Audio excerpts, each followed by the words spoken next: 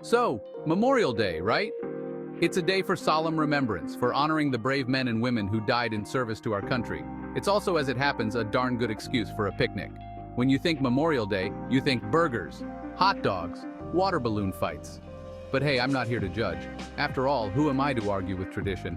Besides, there's something oddly fitting about combining a somber occasion with a celebration of life. It's like saying, we remember those who are gone, and we're going to live our lives to the fullest in their honor. Or maybe I'm just trying to justify my annual hot dog eating contest. See, back in the 1860s, after the Civil War had ripped its way through the nation, folks were faced with a bit of a dilemma, namely what to do with all the graves. I mean, we're talking hundreds of thousands of soldiers from both sides, laid to rest in hastily dug cemeteries across the country. So, communities did what they often do in times of grief. They came together. They began holding springtime tributes, decorating the graves of fallen soldiers with flowers and flags. They called it Decoration Day, and it was a way to honor the dead, to remember their sacrifice, and to maybe, just maybe, start to heal the wounds of war. Some folks point to Columbus, Mississippi, others to Boalsburg, Pennsylvania.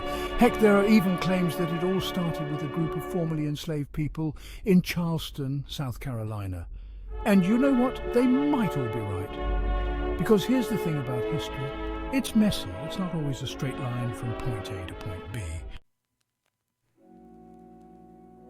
Fast forward a few decades, and Decoration Day had evolved. It was no longer just about decorating graves, although that remained a central part of the tradition. It had become a day for parades, for speeches, for community gatherings where folks could come together and remember. It was a time for veterans to share their stories, for families to connect with their history, and for kids to learn about the sacrifices made by those who came before them. And let's be real, it was also a chance for politicians to give long-winded speeches. But hey, even if those speeches went on a bit, there was a genuine sense of respect and gratitude in the air. It was a day when, for a brief moment, everyone seemed to be on the same page. A day when we remembered that beneath all the political bickering and ideological differences, we were all Americans, bound together by a shared history and a common purpose. It was a day to reflect, to remember, and to honor the sacrifices of those who gave everything for their country.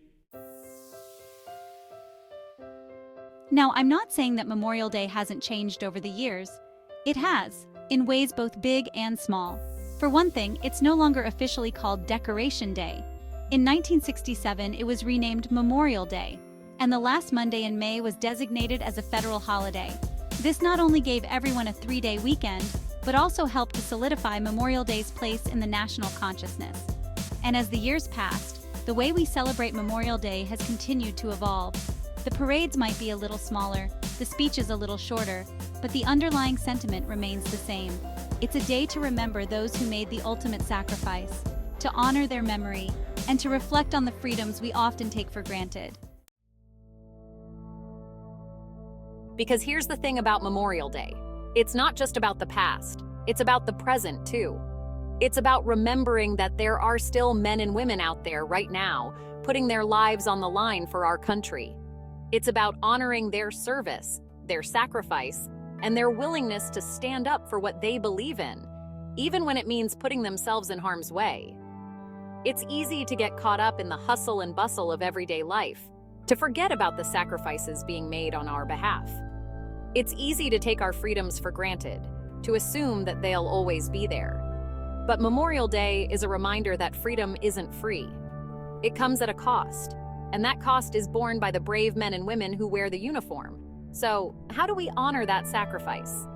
Well, we can start by remembering, by taking some time out of our busy schedules to reflect on the true meaning of Memorial Day. We can visit a local memorial, attend a parade, or simply take a moment of silence to remember those who gave all. But it's not just about remembering, it's about action. It's about supporting our veterans, both those who are currently serving and those who have returned home. You see, honoring our veterans isn't just about parades and speeches, although those are important. It's about the everyday things too. It's about thanking a veteran for their service, even if you don't know them personally. It's about volunteering your time at a VA hospital or donating to a veterans charity. It's about acknowledging the sacrifices they've made and showing them that their service matters. And here's the thing.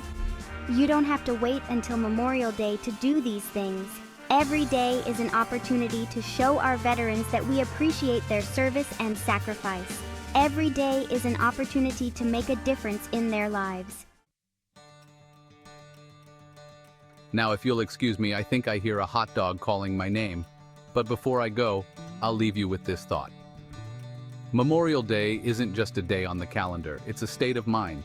It's about remembering those who have served, honoring their sacrifice, and living our lives in a way that makes them proud.